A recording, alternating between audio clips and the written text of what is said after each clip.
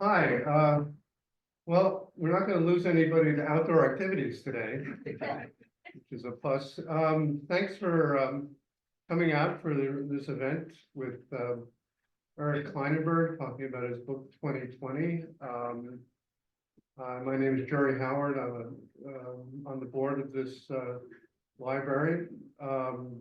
So we will be in conversation for 45, 50 minutes, and then there will be time for 10 or 15 minutes of questions, I should say, to the people who are watching on Zoom. If you have a question, put it in the comments section, and we'll try to get to it. So those are the preliminaries. So let's begin. We're really lucky and honored to have Eric here. He stands very, very tall in the sociological profession, and not to forget, he's our Tuxedo neighborhood, and we're just so pleased he's here to talk to us about his really indispensable new book about the COVID pandemic and what it did and is still doing to Americans. 2020, one city, 7 people, and the year that changed everything. Nobody in this room or in this town, state, country was untouched by COVID. We all remember that terrible year all too vividly. Sue Scherer, who was holding the book the other day, she was coming out of the library. She remarked to me how strange it felt to be reading about events in the very recent past, still vivid and raw to us all as history. But it is history that in so many ways we're still living in. And 2020 is a book that's meant to bring clarity to our understanding of what happened and why. The interpretation of the events of that year are very much up for grabs, and I don't think anything like a broad consensus has been reached. Eric's book is the beginning, an important beginning. It's masterful, it's authoritative, it's empathetic, it's deeply compassionate, and it's just the best start we could hope for. And it's an urgent matter for this country to come to terms with what that year meant. So thanks, Eric, for taking the time for this discussion and sharing what you've learned with us. So I'm going to begin with a sort of boilerplate process question. Yeah. It's Oscars, Oscar day. People who know you and your work and your books sort of know that you were fated to write this book. As a sociologist, you're drawn to large scale social crises, not exclusively. You wrote a book about libraries. Thank you. But you wrote about a deadly heat wave in Chicago that killed quite a few people.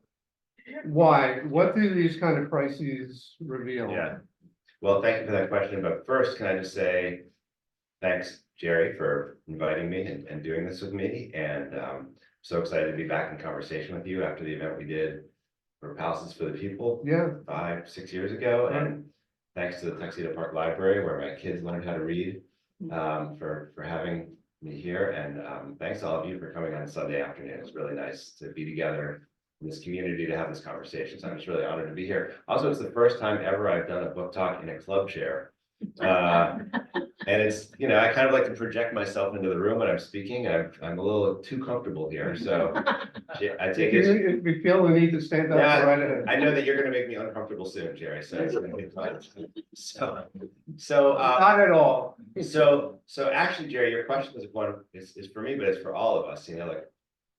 The question is basically, why should we go back and think about 2020? What are we all doing here on this Sunday afternoon when there's other stuff to do? Because if you're like me, when the calendar was turning on the end of 2020, you probably were thinking, thank God, I never want to go back to this year again. I never want to, I'm so happy it's over. Things can only get better from here. But I want to start by giving you 3 reasons why I think we should think about 2020 and why I think it's important to study crisis. The first is it refers to an amazing thing I heard the other night on television. It was in the run-up to the New Hampshire primaries, and the previous president, he said this thing that really struck me. He said, I want all Americans to ask themselves, are you better off now than you were 5 years ago? And I thought, that's curious, that's not exactly how that line is supposed to go, right? Because for years, people in the minority party who are running for office against an incumbent will ask a question that's like it, but they say, are you better off now than you were 4 years ago, right? Oh, And that's the line. And we've heard that line for generations.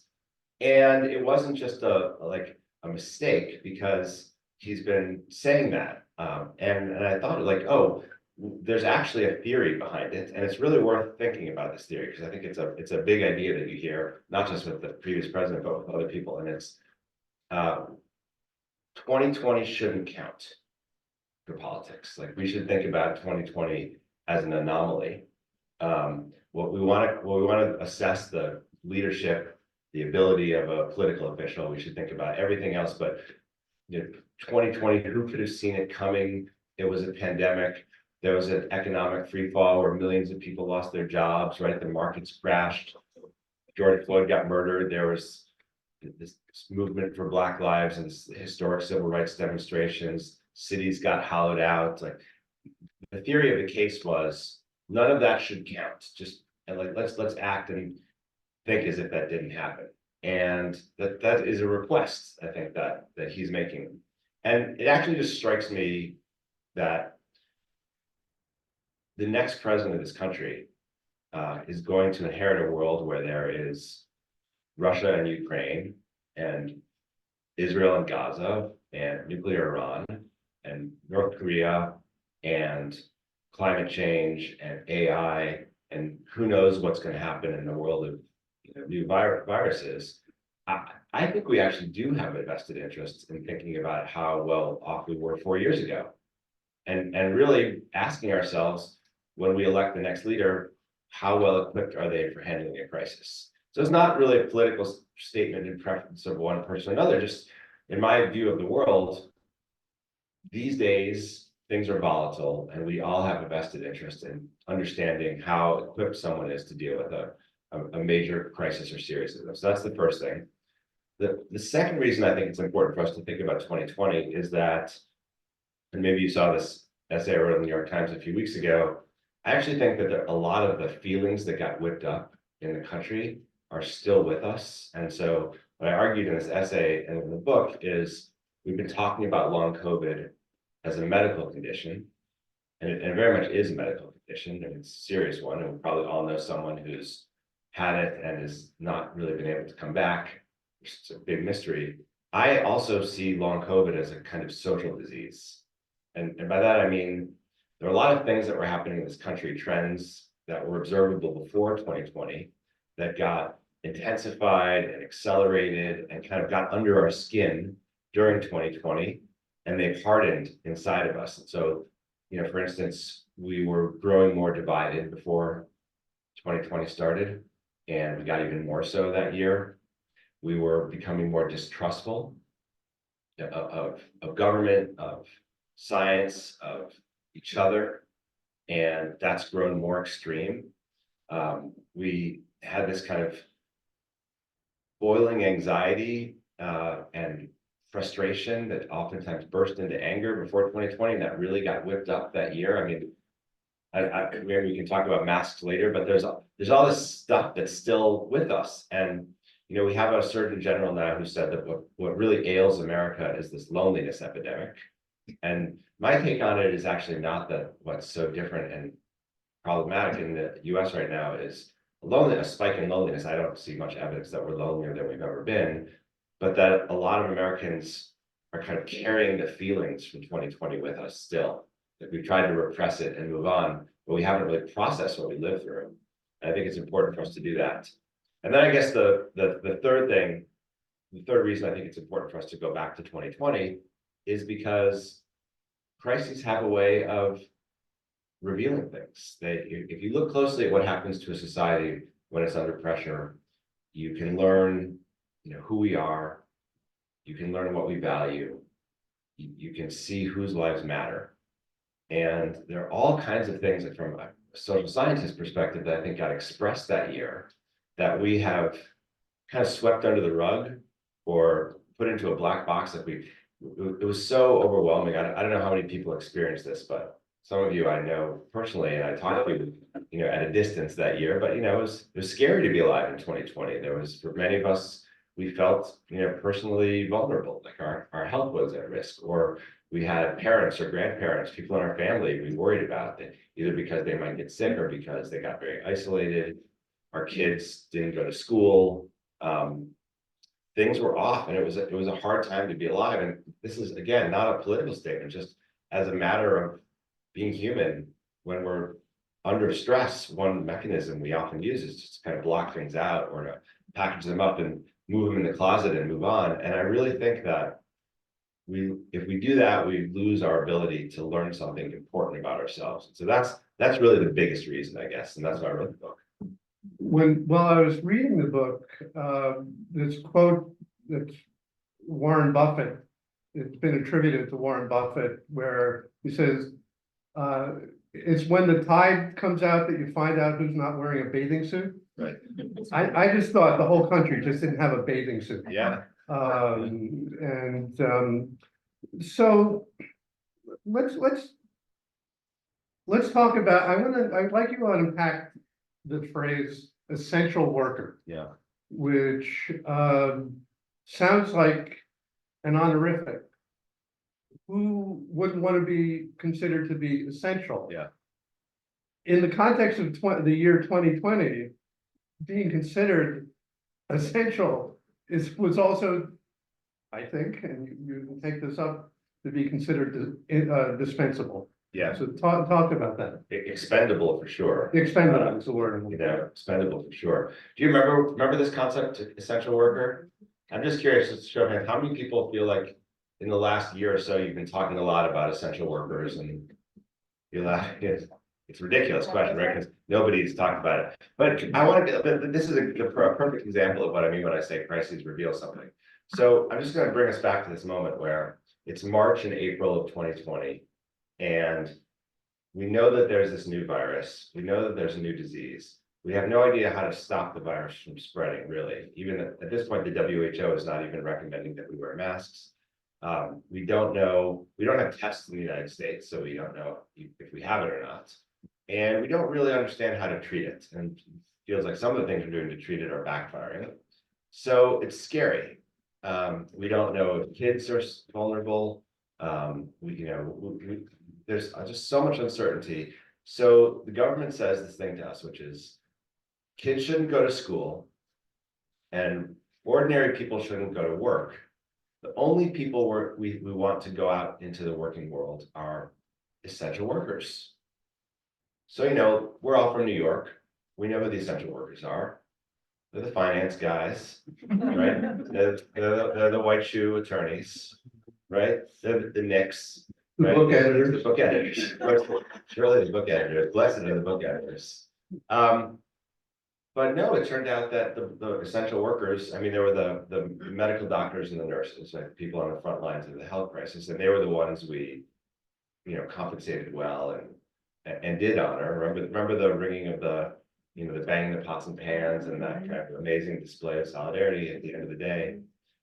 But it was mostly to be essential was to be a custodian, it was to be a food worker, it was to be working in the meat packing plants or the poultry plants or a transit worker, right?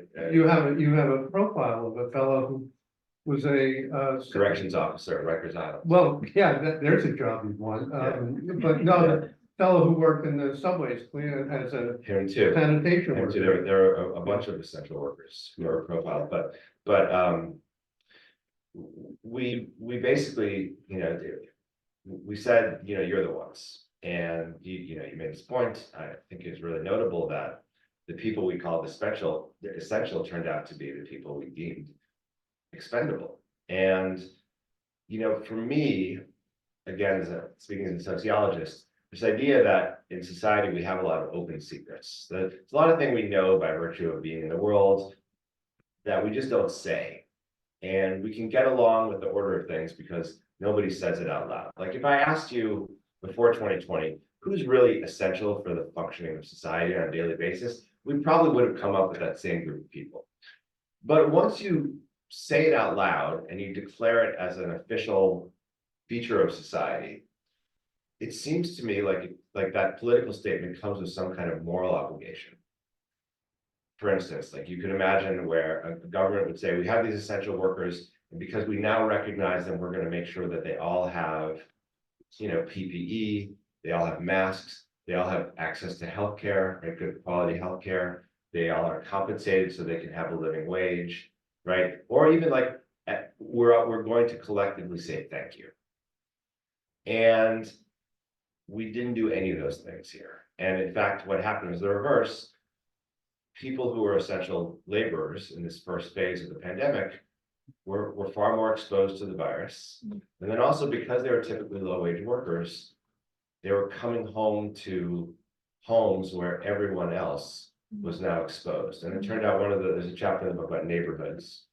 And one of the puzzles was why some neighborhoods had much more COVID mortality than others. And it wasn't just a question of poverty, immigration status, but what really was a driver was to be in a crowded home, so multi-family or people across generations, crowded home, plus at least one person who was an essential worker. And so really the mortality levels for essential workers were just different. And there was a moment, one of the amazing things about 2020 for me, I don't know if you had this experience, but there were a lot of moments where you thought like, oh, we're saying something now, and maybe it's going to get better. Like we're going to learn something. We're going through this horrible time, but you can see a better world coming. And we even did some amazing things, like we reduced child poverty, and we had this CARES Act. Like we did some amazing things to provide support, and we gave people a level of security that was surprising. But then we took it all away. And so the way I think about it is, it's like, as a society, we walked to the edge. Like we got to this moral precipice. We were about to have a breakthrough and do something better.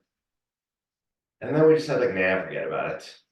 Let's just pretend that didn't happen. And what's the reason I think your laughter was so powerful and important is that it does seem at this time, like, of course we didn't do that. Like, of course we don't talk about that anymore. And I think the point for me of saying crises reveal things, and one of the things they reveal is who we really need, whose labor we really need, is to remind us of this truth, because it's not too late for us to make that kind of moral commitment collectively. But it does take a reminder that when everything was on the line, we said it. So just to describe the book in larger terms, very broad terms, briefly, it's a big picture book and a small picture personal book. And there are characters sprinkled throughout the book whose stories are paradigmatic to the larger themes. And there are three people who jumped out at me, and I'd like to talk about them. The first, his story brings out the political dimension of the year, and you cannot talk about 2020 unless you talk about politics. And that his name is it Daniel Lopresti? Yeah, Danny. Who owned a bar. You probably remember him. He owned a bar in Staten Island called Max Public House, and he became famous. Tell us about it, Daniel. Yeah, so you're right that it was a very political year. I mean, it was a year of a big election. Remember the election of 2020? Yeah, I can't remember who was running. I can't remember who the candidates were that year. the year began with an impeachment trial. I mean, so, and you should know, by the way, the book COVID is obviously a big part of the book, but as you're hearing, this is a book about all the things that were happening this year. It's not just COVID. And so Presti, I found out about Presti because I was sitting here in Tuxedo one day, and on my Twitter feed, there was a video of a demonstration in Staten Island with the Proud Boys and a lot of kind of far-right activists who were, not wearing masks, and they were challenging the shutdowns. And my gut reaction was pretty negative, I'll be honest. Like, I was not happy to see the Proud Boys in New York City. And I had this like, who are these people? And then there's two guys, Danny Presti, who's one of them, and his partner's name is Keith. And Danny was the manager, kind of like the investor in this project. And they're from Staten Island. And my impulse, and again, this could just be me. I don't know if any of you are like this, but I'm not proud of this impulse. But my impulse when I see a story like this is to judge. Like, that must be a terrible person. That's what a horrible human being he must be. But the sociologist in me was like, no. Like, I shouldn't judge, and you actually make a mistake when you're doing research, when you start to judge in that way. That my skill as a professional social scientist is to try to explain things and to understand things. And I have to avoid this logic of the trial. You have to avoid the logic of the trial. So I thought, like, okay, I want to check that impulse and let's find out the story here. So I reached out to Presti and he responded. And we had these amazing conversations. And this is what I learned about him. So he's from Staten Island, and there was an establishment in this neighborhood, Grant City. Really didn't like it. It was just like kind of a seedy dive bar, and they were attracting bad types, and there was problems and arrests and fights outside at night, and the community really didn't like it, and eventually it closed down. And he and Keith, who were kind of entrepreneurial guys, Keith had done restaurants before, they're like, well, we want to do a community place. We want to have a bar that's a neighborhood institution to help serve this social need that we should remind ourselves we have, because social distancing was such a big part of that year, which is like to just be with each other and enjoy each other's companionship and build networks and just enjoy social life. It's a simple, great human pleasure.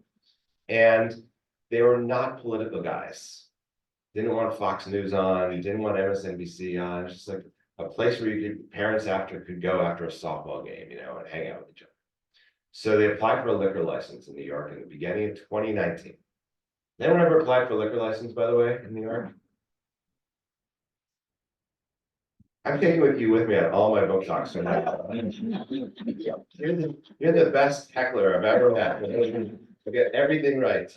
So it took 9 months.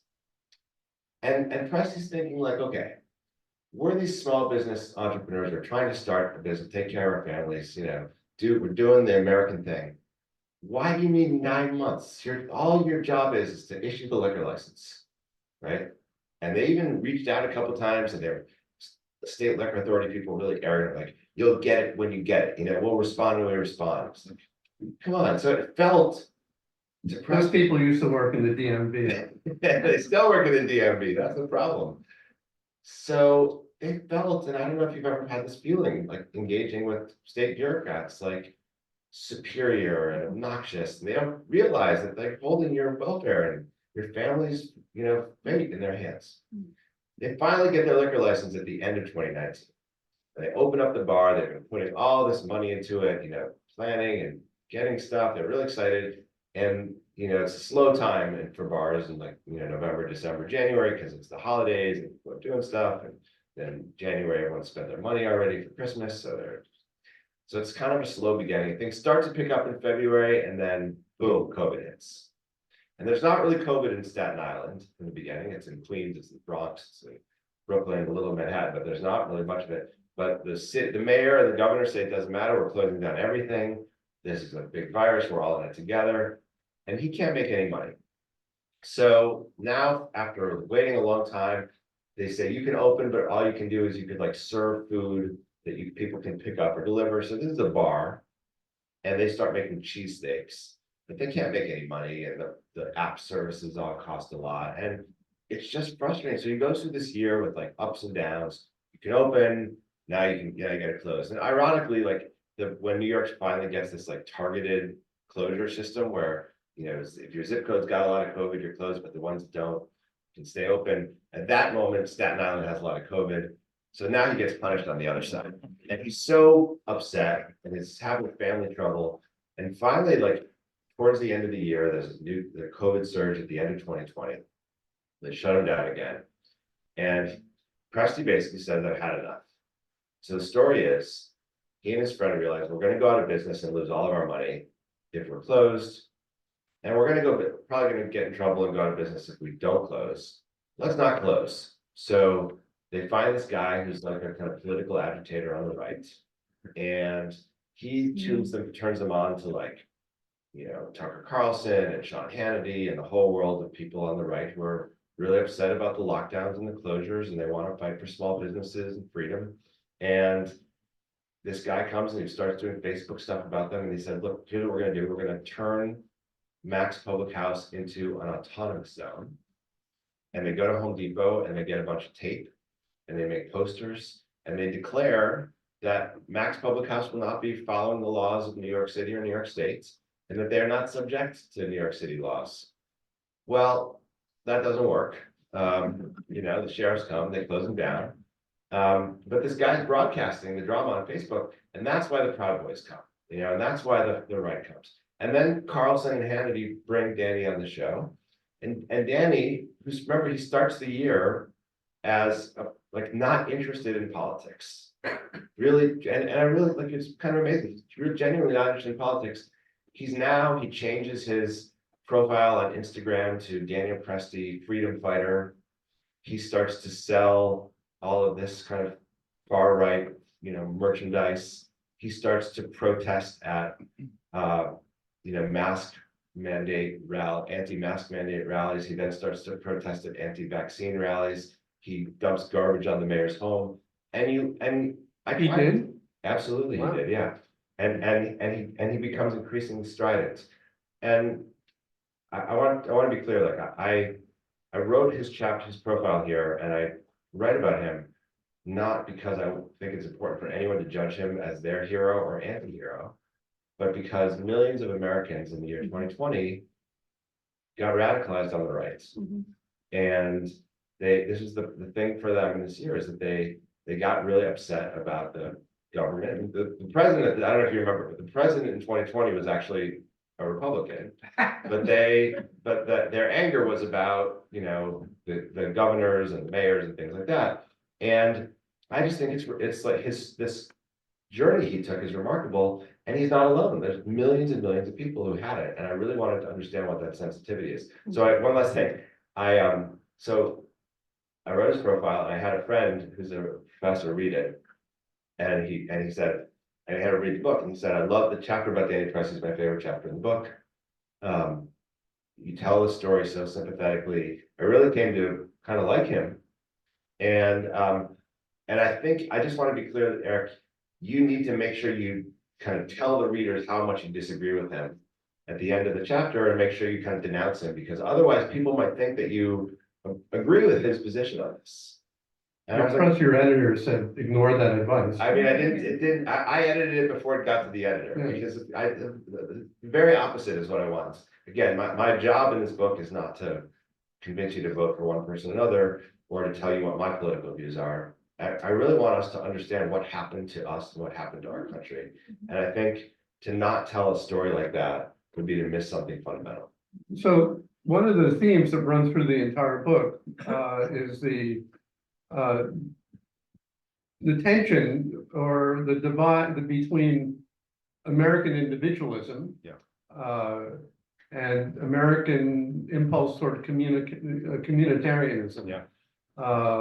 As in de Tocqueville, we'll read in college, we association is an important American social impulse. We should show up for Sunday afternoon library talks. So in a different key, one of the most inspiring figures in your book is a woman named Nuala O'Doherty, Yeah, of Jackson Heights, Queens. Was she an immigrant or the children of immigrants? so she's the only person in her nuclear family who was born in the US, but Right. everybody, including her siblings, was born in Ireland. A city prosecutor, but what a great person she is. Yeah. Please tell us about her. So we Yeah, so Nuala, feel good about life. yeah, I mean, if you felt really good about Danny Presti when I told you that story, you might not feel as good about Nuala. On the other hand, if you find yourself cringing a little bit when I describe Danny Presti, you probably like Nuala a lot. So Nuala, she described her, she was Manhattan DA for 30 years, her job, her specialty was she was like busting these Latino drug gangs. And she moved to New York for high school. She went to St. John's for law school. She moved to Astoria, Queens. She kind of fell in love with the neighborhood, used to hang out in the bodegas a lot. She married this Ecuadorian guy who's an auto mechanic or a technician. They got a house in Jackson Heights. Anyone who know Jackson Heights, by the way, I'm just curious. Jackson Heights, like fascinating neighborhood. It's something like 160 languages are spoken in Jackson Heights. People think of it as the most diverse place on earth. And it also just has incredible food. So if you're looking for a neighborhood to do research in, I really strongly recommend Jackson Heights. So Nuala is a neighborhood person. We all have those people who they're in the gardening club, they're in the PTA, they're always at the things, and Nuala's like that. She raised her kids there, and she retired from her job as a DA in 2019, and she wanted to run for like the smallest local office you could run for. And she was running this campaign, and it was not going well. But in the beginning of 2020, she had like some volunteers who were helping her, and she started to hear about these COVID cases in her community. She had friends who were getting sick, and she realized if there's like a new highly contagious virus that's dangerous and it's going to shut down the economy a little bit in Jackson Heights, we're in trouble, because Jackson Heights, it's incredibly crowded. So it's not just dense. Like there's a difference between density, which is like how many people in a certain amount of space we have in a neighborhood, and crowding. And when I say crowding, I'm referring to how many people there are in a residential unit. So Jackson Heights is both dense and crowded, and it doesn't have a great like open green space, and it has huge numbers of people who are essential workers, right? And a lot of them are in the cash economy, and they're not going to get government benefits. So Nuala realized that this is going to be a crisis. So she does this thing.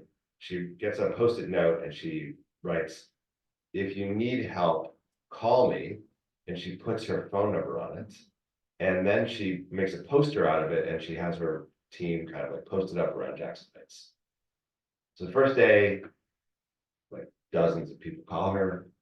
Second day, hundreds of people are calling, and she's totally overwhelmed. So she figures out, I could do another poster. And this poster says, "If you can help, call me." Dozens and then hundreds of people do it. So she starts in the basement of her home in Jackson Heights, this thing she calls the COVID Care Neighborhood Network. And this is an important part of our story, because one of the things that happens in the US and actually around the world in 2020 is people start these mutual aid networks. Neighbors helping neighbors, because the government can't do enough fast enough, and there's incredible need, and people just start to show up for each other. It happened here in Tuxedo also, just people showing up for each other, and people showed up. And so this group gets organized. They start to get food donations, they get diaper donations, they get cleaning supplies. People volunteer to drop off food. Some people come pick it up. Some people are willing to give services. Like, what do you do if you're married, you've got kids, and both the adults have COVID? Or if someone's really sick and goes to the hospital and you've got to care. And this neighborhood network was answering those calls and answering those questions. And the basement of Nuala's home converts into this emergency relief operations center. And I don't know, thousands, tens of thousands, hundreds of thousands of food packages that these people deliver over the course of the long pandemic year. And as the acute needs for things like hunger start to get met by other organizations that pop up, they shift gears. So Nuala is trained as an attorney, and there was a moratorium on evictions in the state during 2020. But, and actually there's some federal legislation on this too, but a lot of landlords thought, oh, my immigrant, tenants might not know this, so they tried to kick them out anyway. And they would come to Nuala and she would, teach them how to get through things, or when there were benefits, she would help people do that. And then they shifted gears and they tried to get this big boulevard, 34th Avenue, 34th Avenue converted into an open street. So they did, and they created like a 1.1 mile urban park for a neighborhood that didn't really have open space. And they kept on switching. And it's like an amazing story of participation and leadership and resilience. And the last thing I have to add is, right before the book came out, the book's only been out for a couple of weeks, but New York Magazine called and they said, like, she's our favorite person. We want to excerpt her, because it really is an amazing story of all the things that this community does for each other. And they said, before we publish it as a magazine story, we just want you to reach out to Nuala and find out what she's up to. So I called Nuala and she's like, oh, I'm so busy. Well, of course you're busy, Nuala. Like, what are you doing? And she says, oh, you haven't heard? And I said, no. She said, okay. Well, you remember my husband? He's Ecuadorian. I was like, Nuala, I wrote a whole book chapter about you. Of course I know that your husband is Ecuadorian. He says, okay, well, my husband's cousin's friend, it just came to New York. She's part of this wave of the 150,000 migrants who are here. And she's got to file her asylum papers because, she wants to try to get asylum. And if you file your papers and you don't get a response in 6 months, you get a social security card, you can work. She asked if I could help her. I said, I've never done a thing like that, but sure, I'll try. So she helps this woman. And when she finished helping the woman texts her friends. Oh, I got this great person, Nuala, who helped me out. And then, so she helped out a few more people. True story. She and her family wake up one morning because it's 4 a.m. and there's like a line of migrants sleeping on cardboard boxes outside of her home in Jackson Heights. So she says, like, look, this is crazy. I'm going to set up a forum. So she does a forum in the neighborhood at the open street. And then she says, I'm just going to start helping. And so now, this is so amazing and so important. The same basement that was the COVID Care Neighborhood Network, where all these people are donating their time and energy during the pandemic to helping their neighbors. It's now called the Jackson Heights Immigration Center. And Nuala has a team of volunteers, including a lot of people who are part of the neighborhood network and a lot of new migrants. And every Monday, Wednesday, and Friday at 10 a.m., 60 people who at the front of the line, which they have now on the open street, get walked over, they file into the basement. She does an hour-and-a-half lecture on, you're a New Yorker now, here's what life is like in New York. And then from 11:30 until 1 a.m., they give people numbers and they work with them individually to file their asylum papers. So this one basement is responsible for something like 2,500 families' paperwork. And what it makes me think of is there's this invisible civic infrastructure that we created during 2020 that is still part of the way our cities work. And it's not just in New York. And as I think about our future, about which I have incredible anxiety as we sit here today, at the beginning of 2024, the thing that gives me some faith that maybe, or at least hope, that we have a chance to do better is I know that there's all these neighborhood groups like this that we don't talk about as much as we talk about all the horrible things that are happening, but that are really doing some extraordinary work. And so I think it's important for anyone who cares about 2020 to remember that legacy too. So the third of your subjects that really jumped out at me personifies in herself the divisions that are there's a lot of division in this book. Let's put it this way. Her name is Sophia Zion. Yeah. So she's like a community worker in the Bronx. She's a political operative. If I describe her correctly, her job was to work within the community for the governor's office. Yeah. Remember Governor Cuomo? To bring services to the community. And when COVID hit, this was a low-income community. They needed services, and she was involved in that but, and I'll let you take Yeah. up from the Well, but. so you said this thing about the complexity of Sophia, the ways she's pulled in different directions. And I actually think all the characters do. And to be honest, if we check in with ourselves, almost all of us do too.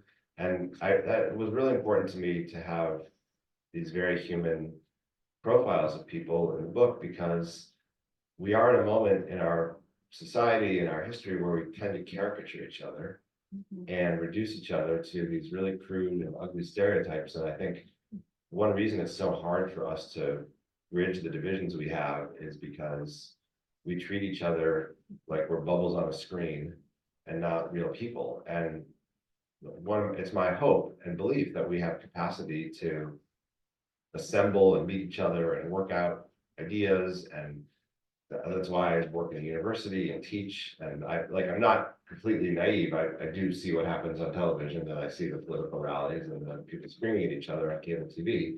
So I know it's not easy to do that, but I don't think you can have a democratic society if you're incapable of it. And the complex characters who are pulled in different directions remind us of the fact that there are a lot of us who are just not caught up in this extremist thing. So Sophia is maybe the most divided internally, because she's Puerto Rican.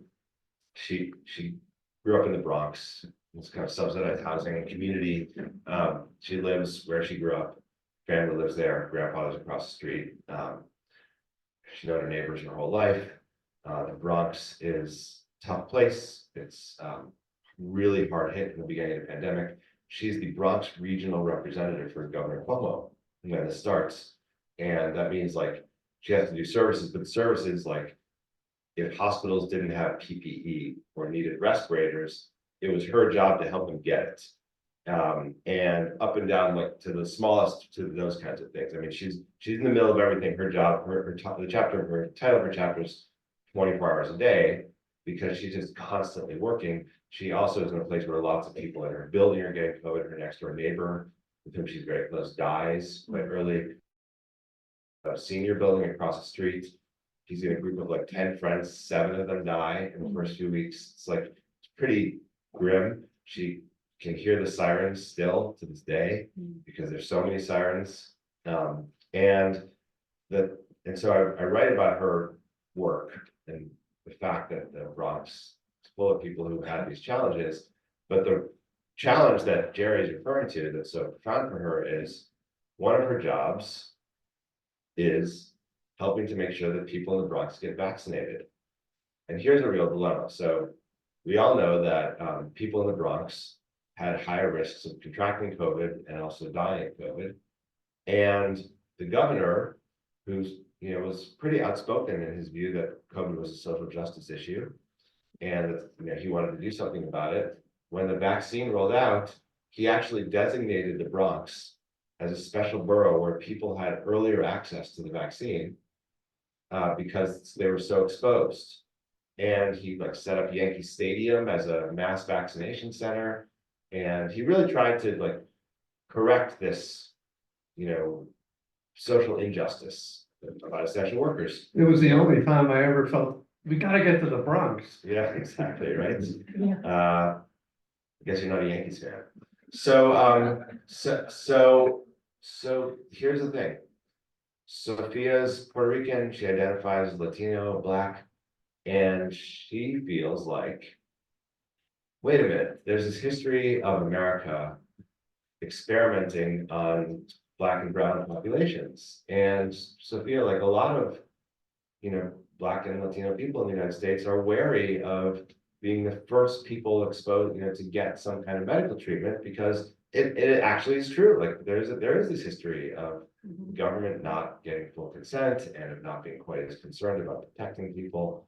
And there is a higher level of skepticism about vaccinations. And so Sophia's job at the end of 2020, the end of 2021, is to encourage everyone in the Bronx to get vaccinated, but she is terrified of the vaccine. And she has to deal with the situation. She doesn't want to take the vaccine, and she winds up getting COVID, while doing one of these vaccination events at public housing setting. And just and Sophia's kind of the person I spent the most time with in the in this year. Like we'd have these weekly sessions where we're just talking for hours with each other. She's got so much to say, and she was just so deeply in it.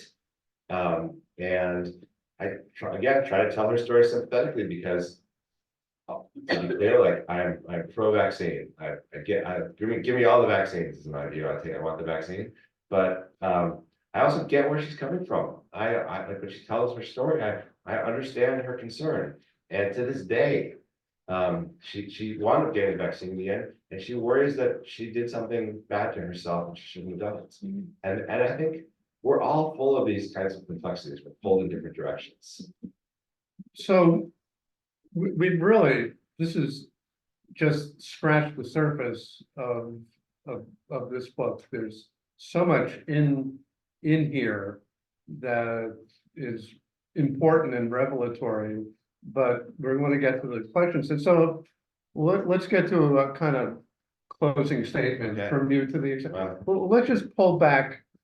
And what were your big takeaways after all the research that you did, all the people you spoke to about the meaning of 2020 and what it says about what that year did to us and what it said to us about American society?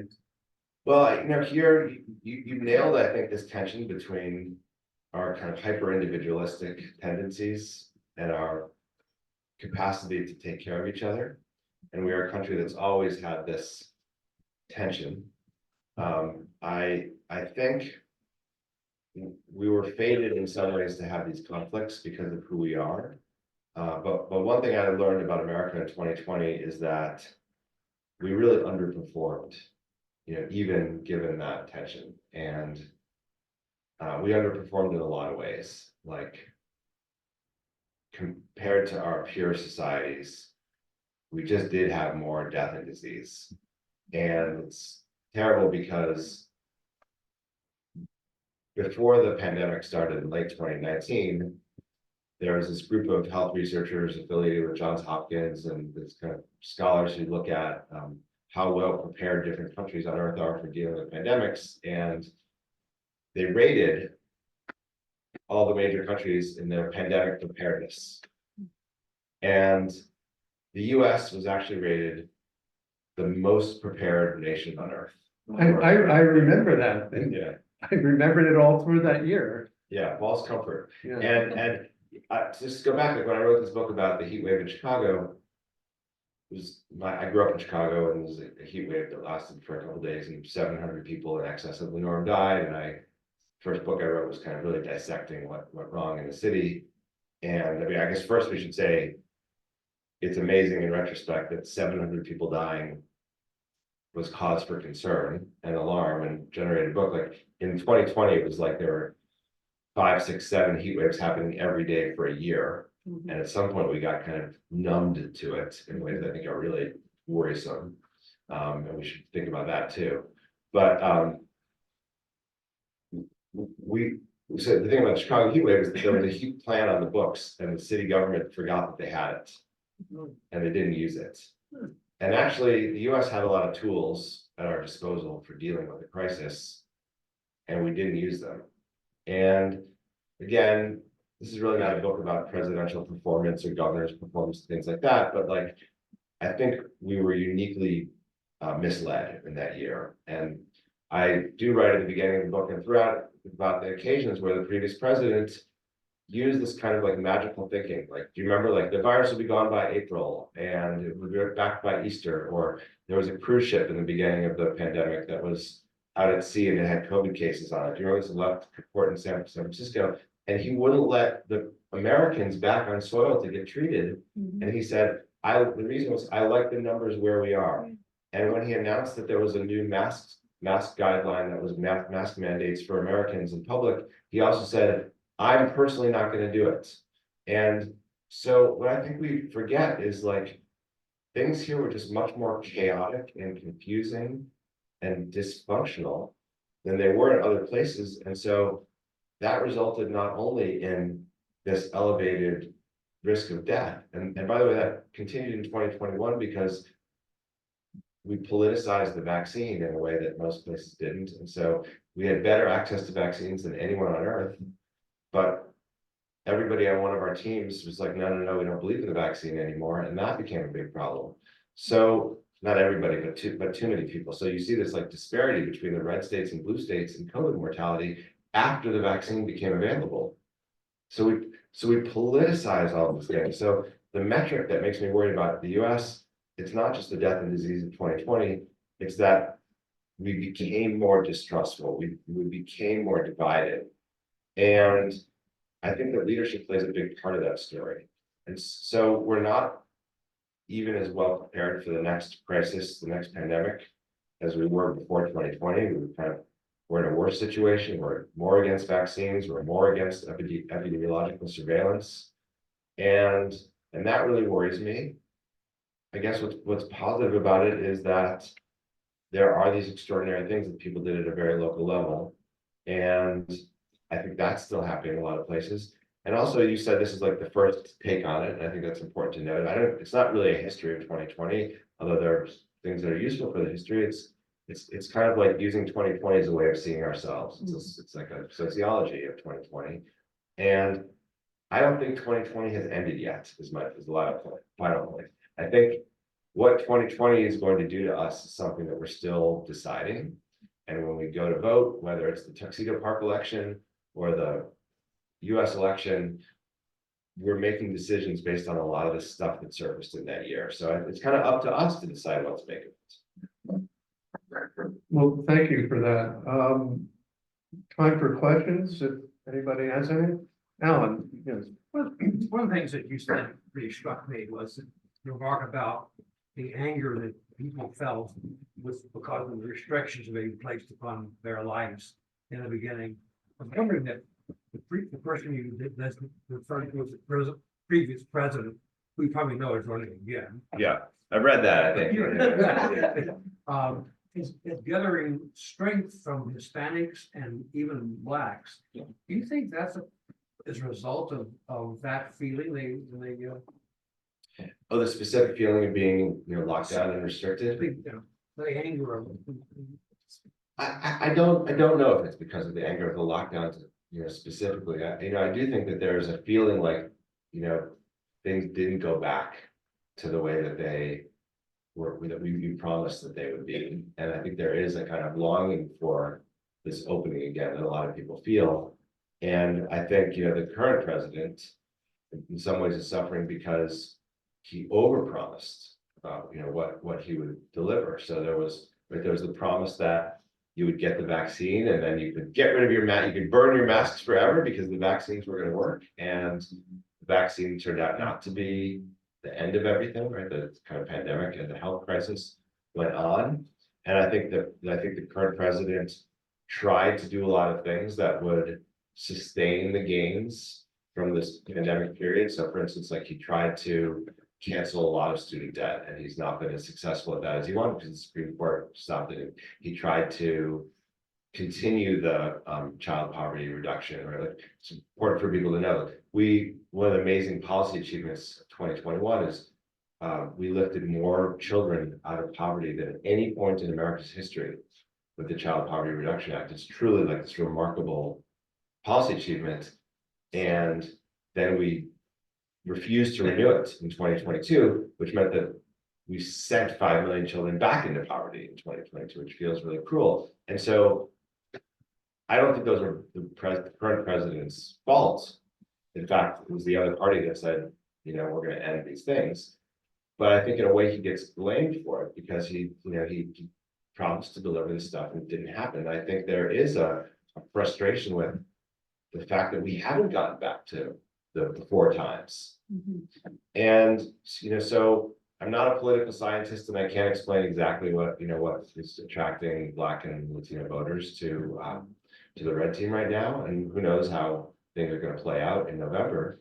But I guess like the through line that goes through my book again, that I think might help explain some of it, is a feeling a lot of Americans have that it's not that they're lonely, it's this feeling of being on our own. Like the problems we have are not getting solved by the people in Washington. And it's kind of on us to figure out how to get through these times. And like, that's what Daniel Presti feels about his bar. Like, you close me down. People in other societies who had their small businesses closed, like in New Zealand, you got 80% of your, wage. And you just didn't have to worry about your economic security. And some Americans got access to CARES Act money, but a lot didn't. And so they've had this feeling that they're being on their own.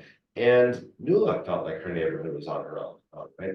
Because the government didn't show up with resources they needed. So she had to do it. Just as a question, did she ever get any funding for these amazing initiatives that she was doing all on her own? COVID care, no. She's trying to apply for funding now for, for her migrant clinic. Well, it's a scandal. Well, so we have, I agree, but we have this history in this country of having public-private partnerships, right? So there are a lot of philanthropic organizations or nonprofits that contract with the government to provide services. But it's hard, you have to kind of get vetted. It's hard to do it. So the mutual aid networks have had a hard time plugging it. Question, yes. So Sort of about your research process. Yeah. How do you tell us the 7 people? Because you couldn't have just found them. You must have interviewed them on time. Yeah, so there are a couple social scientists in the room, and if you're a trained social scientist with a PhD, I'm just going to ask you to plug your ears for the next few minutes. So the question, like the way we talk about it in our world is sampling. How do you sample? You like to know that the people you're writing about are like they represent something larger than themselves. So nobody represents Brooklyn or Staten Island or right. So it was hard to do. So I should even go back a step. I decided I wanted to write about someone from every borough of New York City. I wanted one person from every borough because the boroughs have very distinctive experiences. And the way I did this is I was tracking the pandemic really closely. I had a research team that I hired early in the pandemic. And I kind of characterized for myself what I thought, the big stories were from the Bronx or the big stories from Staten Island or Manhattan. And they had like lists of things. And then I tried to find someone from every borough whose personal journey that year helped spoke to some of those larger trends. And it's not a perfect process. And I left out a bunch that I could have covered.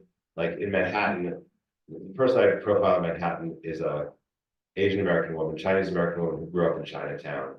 And she's the principal of an elementary school in Chinatown. She went and in her story, you get like the story of anti-Asian hate and also like a person who's trying to deal with school closures and all the fallout. she's an extraordinary person herself. She's one of those teacher principal figures that you want to create a television show about. Totally. There's a lot of television shows to create about these folks. So like it was between her and like someone from the Upper West Side or Upper East Side, or Tribeca who went to the Hamptons. But I didn't want to do the Hamptons kind of part of the story. So I picked somebody who I thought spoke to some big trends. And the reason I got to 7 is that I thought like, well, what have I missed? And one person I've missed, a kind of person I missed by following someone through the year is someone who died very early in the pandemic.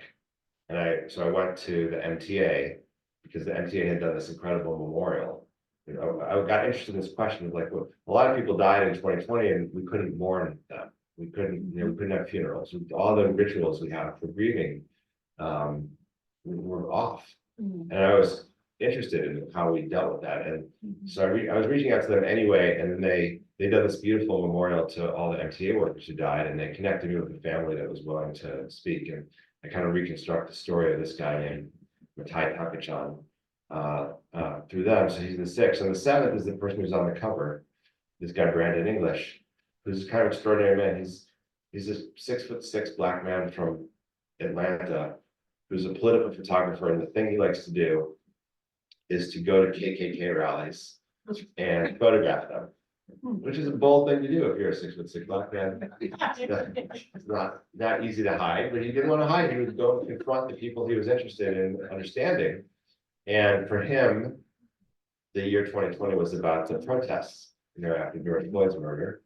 And his story allowed me to tell the story of this really important other part of that year, which is the fact that a lot of people got really activated. A lot of people got activated on the right. That's Danny Presley's story. A lot of people got activated as civil rights, social justice activists on the left, and his story is there. So it was an art more than a science, but that's how I got it. I mean, you say in the book, there are numbers and there are narratives, and that's the narrative part. Yeah. Time for one other question. Yes. It's a pity that this is such a short discussion, because there are so many things that I think about constantly about that year. One thing being the psychological impact on children. Are kids going to harbor fears of something like this happening again? That's one thing I think about.